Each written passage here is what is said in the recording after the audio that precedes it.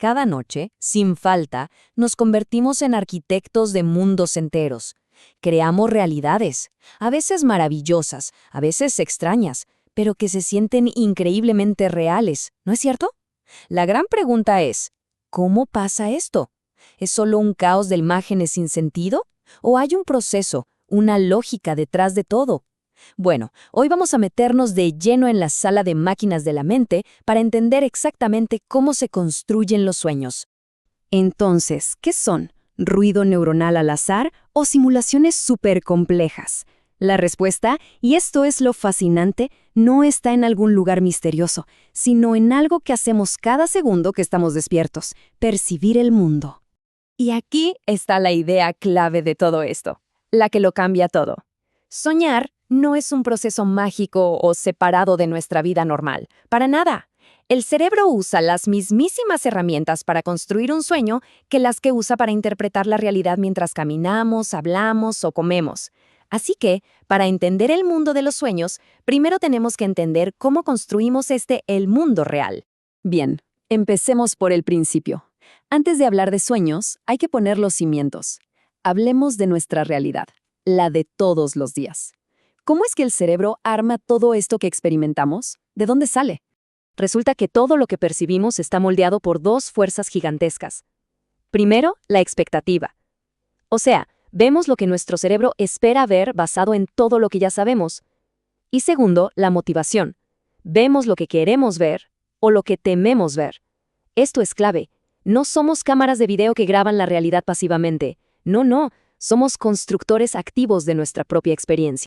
Miren esto. Es un ejemplo perfecto. Intenten leer la columna de la izquierda. Es difícil, ¿verdad? Un caos de palabras. Ahora, lean la de la derecha. Fluye sin esfuerzo. Porque la diferencia, si son las mismas palabras, por el contexto. En la derecha, cada palabra nos prepara para la siguiente. Crea una expectativa. El cerebro ama eso. Le ahorra un montón de trabajo. La columna de la izquierda es el cerebro trabajando sin una guía. Ese, justo ahí, es el poder de la expectativa en vivo y en directo. Pasa lo mismo con las imágenes. Lo familiar crea una expectativa muy fuerte. Casi todo el mundo ve al dálmata al toque, porque nuestro cerebro tiene un archivo de perro con manchas y lo reconoce al instante. Pero el elefante es menos común, la forma es más ambigua y al cerebro le cuesta un poquito más armar el rompecabezas. Estamos todo el tiempo, sin darnos cuenta, buscando patrones que ya conocemos para darle sentido a lo que vemos. Y luego está la otra gran fuerza, la motivación. Y esto es increíble. Nuestros deseos, nuestros miedos, literalmente cambian lo que vemos. Hay un estudio clásico que lo demuestra perfecto. A un grupo de chicos les mostraron dibujos medio raros, ambiguos. Cuando los veían antes de comer, con hambre, tenían el doble de probabilidades de decir que veían comida. Después de comer, ya no. O sea, el hambre les hacía ver comida donde no la había. Nuestros deseos, literalmente, pintan nuestra realidad. Ok, entonces tenemos las fuerzas, expectativa y motivación. Pero, ¿con qué construimos? ¿Cuáles son los ladrillos?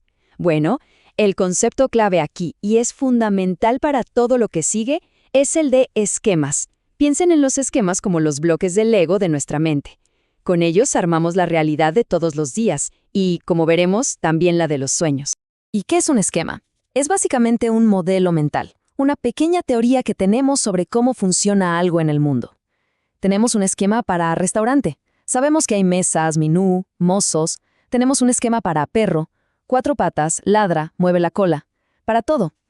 Estos esquemas son atajos mentales que nos permiten entender el mundo sin tener que analizar cada detalle desde cero. Rellenan los espacios en blanco por nosotros. Para que vean el poder de los esquemas, hay una historia buenísima, la de Nasruddin. Escuchen con atención.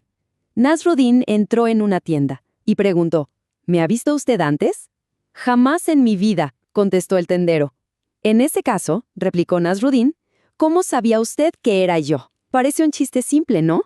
Pero lo que hace nuestra mente con esa pequeña historia es asombroso. Vamos a desglosar. A ver, si fuéramos una computadora y solo procesáramos los datos, lo único que sabemos es esto. Alguien entró a un lugar, hizo una pregunta, alguien contestó y el primero replicó. Punto. Esos son los hechos crudos. 4 acciones, nada más. Pero, claro, nuestra mente no funciona así ni de cerca. Y acá viene la magia. Sin que nos demos cuenta, nuestro cerebro activó un montón de esquemas.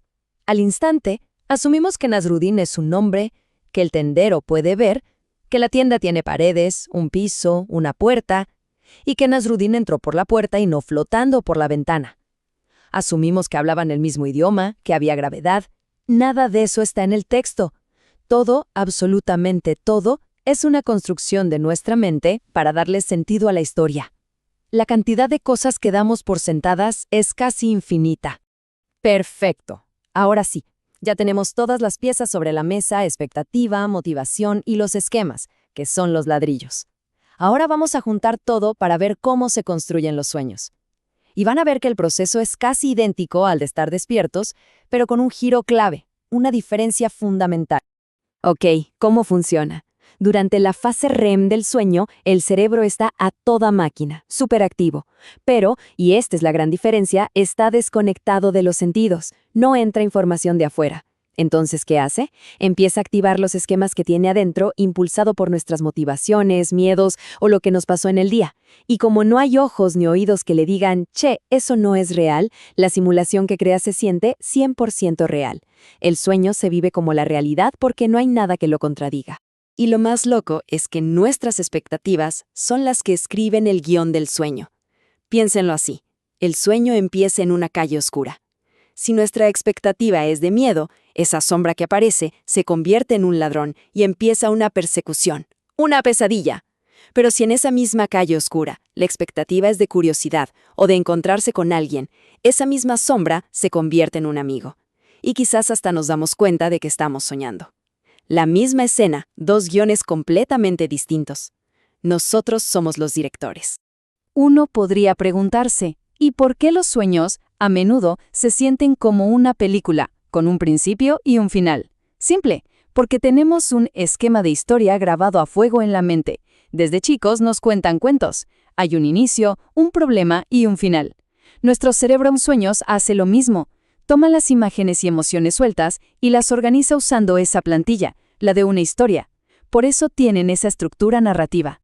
Y esto nos lleva al punto más profundo y revelador de todo este análisis. Si los sueños se construyen con nuestras expectativas, entonces los límites que existen en ellos no son físicos. No hay leyes de la física en un sueño.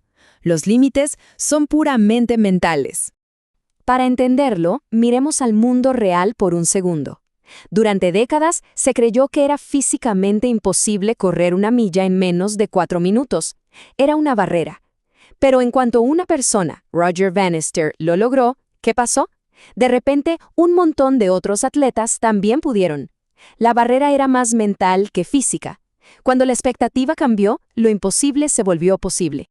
Bueno, en los sueños esto es todavía más evidente. Fíjense en esta cadena de eventos.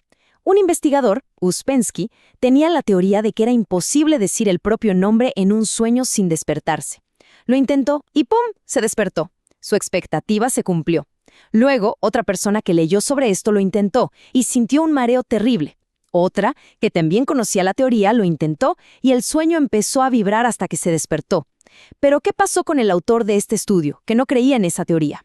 Lo intentó en un sueño lúcido y no pasó absolutamente nada. La creencia de cada uno creó su propia ley física dentro del sueño. Y aquí está la conclusión final. En el mundo de los sueños no hay gravedad, no hay leyes físicas, no hay nada que nos limite, excepto nuestras propias creencias. Las únicas barreras son psicológicas, son nuestras expectativas. Por eso, en un sueño se puede volar, se puede atravesar paredes, siempre y cuando uno crea que puede hacerlo. El único límite es el que nos ponemos nosotros mismos. Y esta idea tan potente que los sueños demuestran de forma tan clara queda resumida en la famosa frase de Henry Ford. Los sueños son el campo de pruebas definitivo que nos enseña que nuestras creencias y expectativas no son solo un filtro con el que vemos la realidad, son la materia prima con la que la creamos. Y esa quizás es la lección más importante que podemos traer de vuelta cada mañana cuando nos despertamos.